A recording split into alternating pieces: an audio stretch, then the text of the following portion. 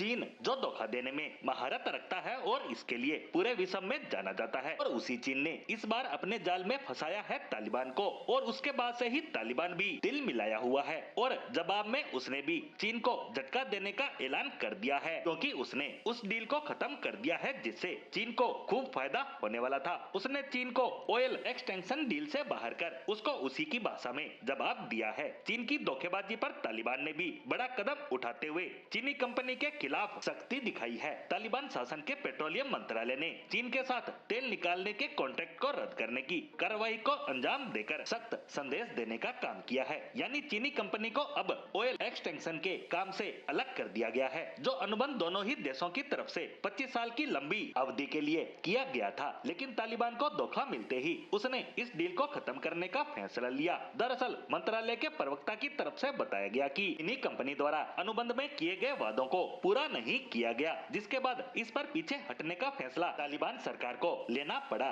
जिसमें निवेश करने में विफलता, कुओं की ड्रिलिंग और एक्सप्लोरेशन की कमी, जरूरी गारंटी की कमी, अफगान नागरिकों को रोजगार देने में विफलता, यानी चीन हर तरह से इस अनुबंध में लापरवाह नजर आया, जिसे अफगानिस्तान ने धोखा माना। और उसका ये कदम चीन को चुभ सकता है, क्योंकि वह काफी समय से अफगानिस्तान की तेल और खनिज संपदा पर नजर गड़ाए हुए था कि कब उसको ये मौका मिले और वो मालामाल हो। लेकिन अफगान मंत्रालय के प्रवक्ता मायू अफगान ने खुलकर चीन के खिलाफ मोर्चा खोल दिया। उन्होंने कहा एक संयुक्त अंतर मंत्रालय समिति का गठन किया गया था। जांच के दौरान पाया गया कि अनुबंध करने वाली कंपनी ने कॉन्ट्रैक्ट की शर्तों को बार बार नजरअंदाज किया, उसे ताक पर रखा और उसे लागू करने में वो पूरी तरह से विफल रही। आर्थिक उप कार्यालय की सिफारिशों और प्रधानमंत्री कार्यालय के आदेश के आधार पर अब चीन के साथ अम्मू नदी बेसिन के लिए तेल अनुबंध को समाप्त कर दिया गया, जिसके बाद अफगानी विशेषज्ञों ने इस तरह की अन्य सभी परियोजनाओं को भी जांचने के महत्व पर जोर दिया,